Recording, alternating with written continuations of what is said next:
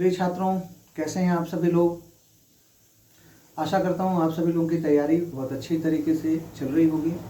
30 जून की जो प्रिपरेशन है आप सभी लोग उसमें जुटे होंगे।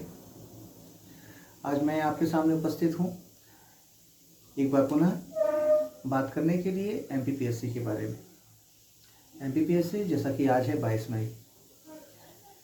तैयारी तो सभी लोग कर रहे हैं, लेकिन एक बात ध्यान रखने वाली बात है कि बिना प्लानिंग की तैयारी करने से खामियाजा अपने को भुगतना होता है एग्ज़ाम हॉल में। बिना प्लानिंग की तैयारी उसी तरह होती है जैसे कि बिना दिशा के या बिना दिशा के आप अपनी नाव को समुद्र में छोड़ दें और समुद्र में चलते जाएं और कहीं पे भी 23 जून को आपका एग्ज़ाम है। आज से यहाँ से आपके पास 30 दिन है करने के लिए। मिशन 30 है ये। इन 30 दिनों का कैसे बेहतर से बेहतर, अच्छे से अच्छा उपयोग किया जाए, इसके बारे में बात करने के लिए मैं आपको इस अपने पूरे वीडियो में जो देने वाला हूँ, एक अच्छी स्ट्रेटजी, एक अच्छी टारगेट्स देने वाला हूँ। उन टारगेट को आपको फॉलो करना है और उन टारगेट्स के साथ में आपको अपनी तैयारी को आगे बढ़ाना है। पूरी तैयारी में जैसा कि यूनिट 1 to लेके यूनिट 10 तक की बातें की गई हैं और आज है 22 मई से लेके 31 मई तक के पास आपके पास है 10 दिन, पूरे 10 डेज़ हैं। इन 10 डेज़ को अच्छे से अच्छा उपयोग करना है। पूरा का पूरा आपका एमपीपीएससी 2024 का जो सार है, जो आधार है, ये 10 दिन है।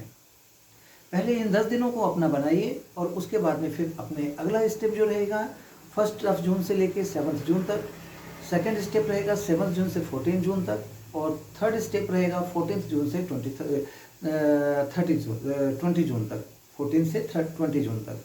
और लास्ट के जो हैं 21, 22 और 23, ये मात्र 21-22 जो होंगे आपके रिवीजन के होंगे, फुल होने के दिन होंगे। सारी मेहनत आपको 20 तक में अपनी पूरी प्लानिंग को, अपनी एफएलटीज को और अपने टेस्ट पेपर्स को, सारी चीज़ें लगा के कंप्लीट करनी है। ठीक है, तो कब क्या करना है, ये 4 स्टेप हैं। टारगेट मई, ठीक है। इसमें जो देखना है, इन 10 दिनों में आपको अधिकतम चीज़ों को अपनी तैयारी को और अच्छे तरीके से आप इसको प्रेजेंट कर सकते हैं। देखिए कैसे करके करेंगे। इन 10 दिनों में आप क्या बेहतर प्री की किन चीज़ों को आप फोकस ज़्यादा करें, किन चीज़ों को अपना बनाएं। हम कोशिश करेंगे 75 क्वेश्चन तक टच करने की। पूरा 75 क्वेश्चन को आप अपनी तरीके से अच्छा कर लें, 75 क्वेश्चन के दायरे को आप पकड़ सकें। समझ रहे हैं मेरी बातों को। कैसे, जैसा कि आप सभी लोग जानते हैं कि मध्य प्रदेश का वेटेज पीरियड पूरे सिलेबस में बहुत ज़्यादा है। यूनिट 2 मध्य प्रदेश का इतिहास, कला एवं संस्कृति के बारे में बात की गई है। यूनिट 4 मध्य प्रदेश का भूगोल। उसके बाद यूनिट 5 में है मध्य प्रदेश की संवैधानिक एवं राजनीतिक व्यवस्था, राज्यपाल, मंत्रिमंडल, मुख्यमंत्री, विधानसभा, उच्च न्यायालय, पंचायती राज, नगरीय प्रशासन और मध्य प्रदेश में सुशासन, इसके बारे में बातें मध्य प्रदेश में की गई हैं यूनिट 5 में। यूनिट 6 मध्य प्रदेश की अर्थव्यवस्था है, जिसमें कि आपका 6.1 से लेकर 6.7 तक की जो बात की गई है वो पूरे मध्य प्रदेश की अर्थव्यवस्था के बारे में बातें हैं। और बाकी लास्ट के 3 टॉपिक जो हैं वो भारतीय अर्थव्यवस्था के संबंध में कहे गए हैं। और उसमें भी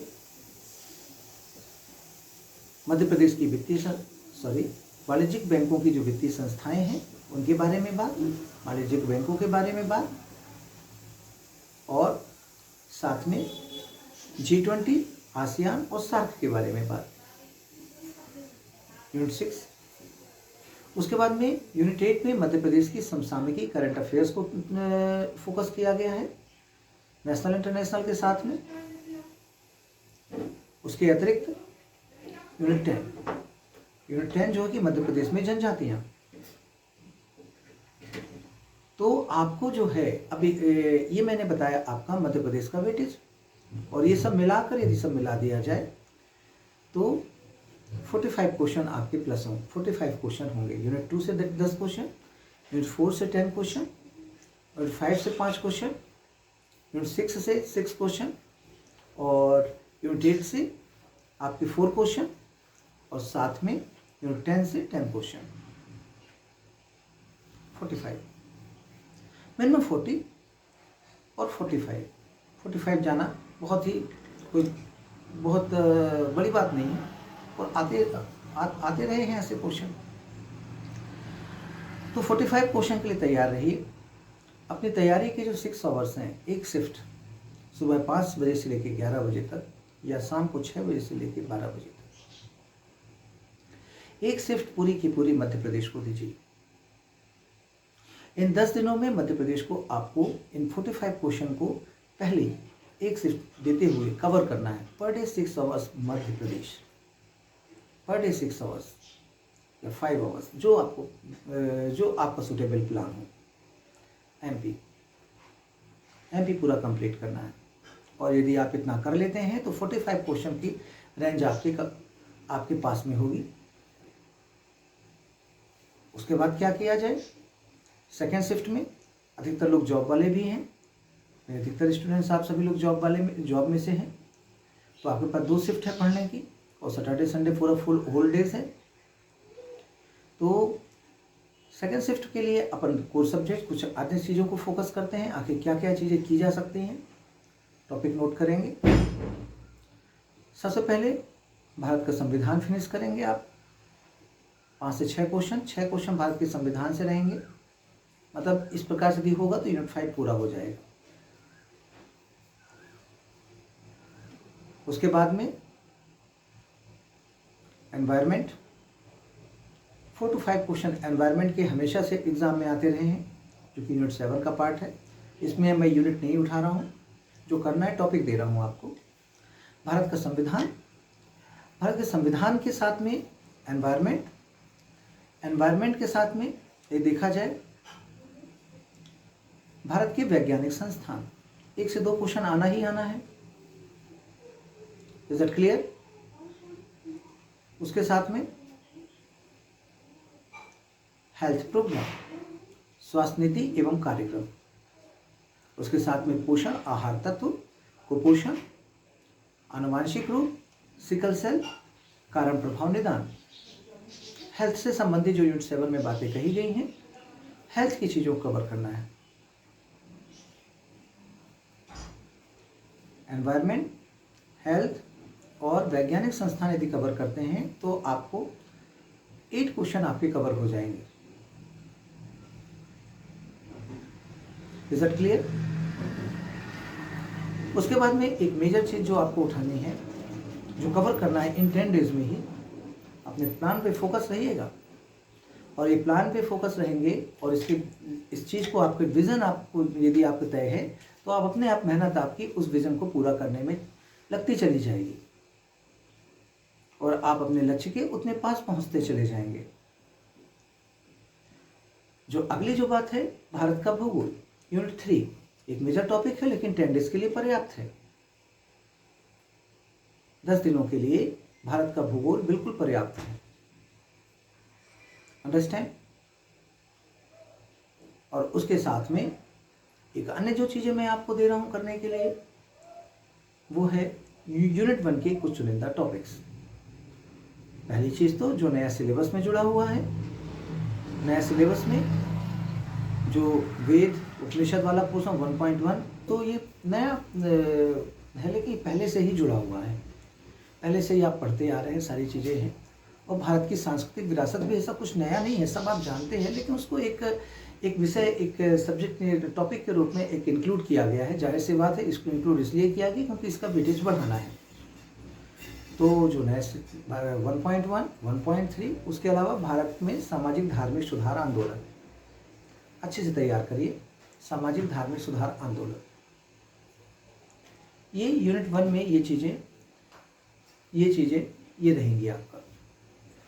और साथ में यूनिट 1 में इंडियन नेशनल मूवमेंट, स्वतंत्रता संग्राम 1857 से लेकर आपका 1947 तक, ये चीज़ कवर करनी है।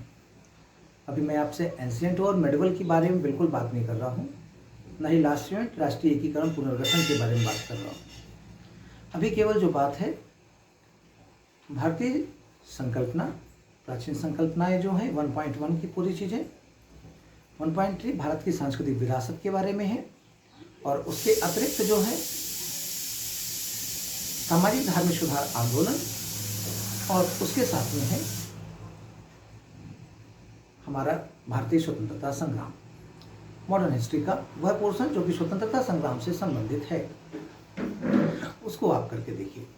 उसको देखेंगे तो अपने आप आपको बेहतर महसूस होगा, बेहतर चीज़ लगेगी। तो इस प्रकार से, और ये कितने क्वेश्चन कवर होंगे?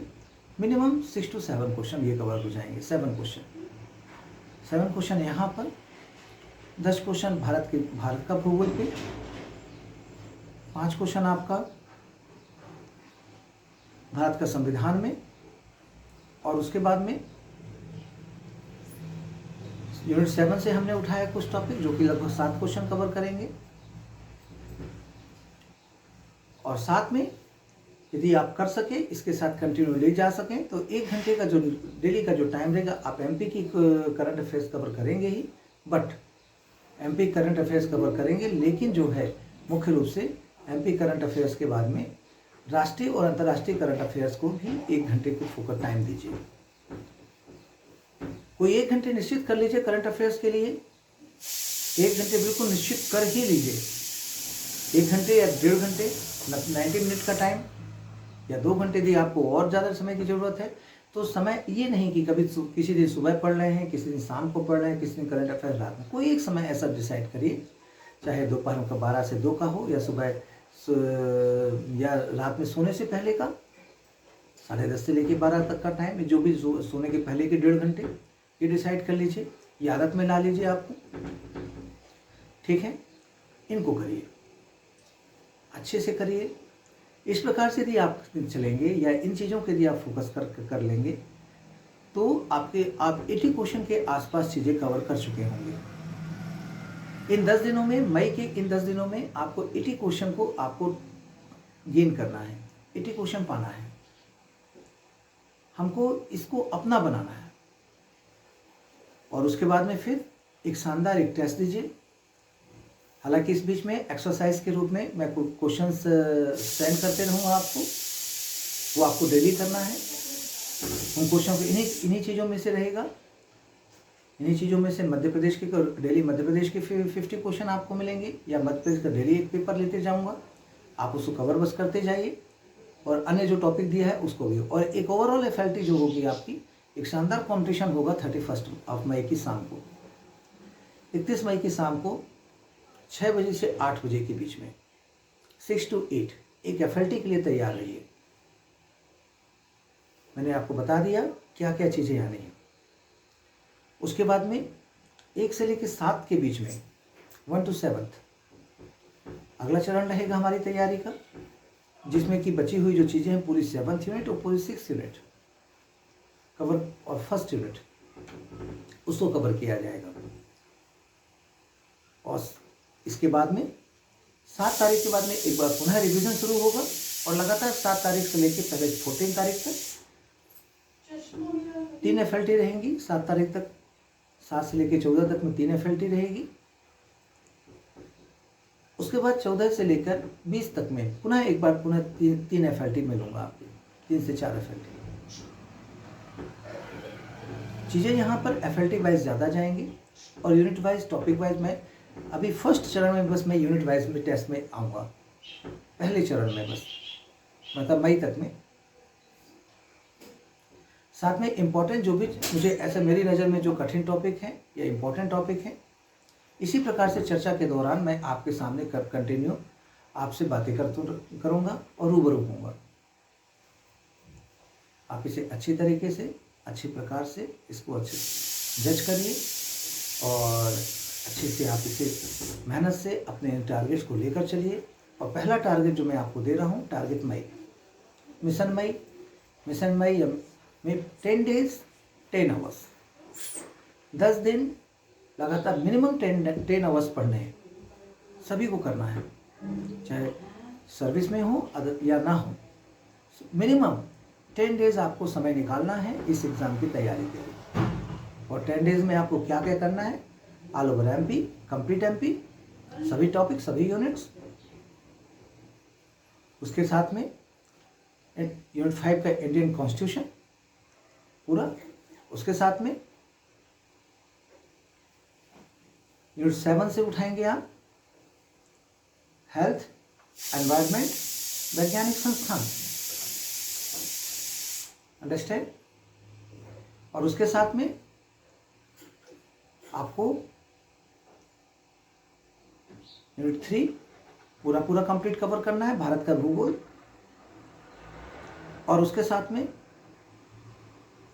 यूनिट 1 से नए जुड़े हुए सारे टॉपिक्स, नए जुड़े हुए सभी टॉपिक्स को कवर करके भारत का स्वतंत्रता संग्राम को साथ में लेते हुए 10 दिन की मेहनत है, 10 दिन का ये प्लान है। आप इन 10 दिनों को अच्छे से पूरा आज से ही चेस करना शुरू कर दीजिए, आज से ही चेस करिए। और जो क्वेश्चंस हैं, अगर जो क्वेश्चनरी है आपको आपके ग्रुप में सेंड कर दी जाएगी। उन क्वेश्चन को दिए गए समय में आपको रोज रात में कंप्लीट करना है।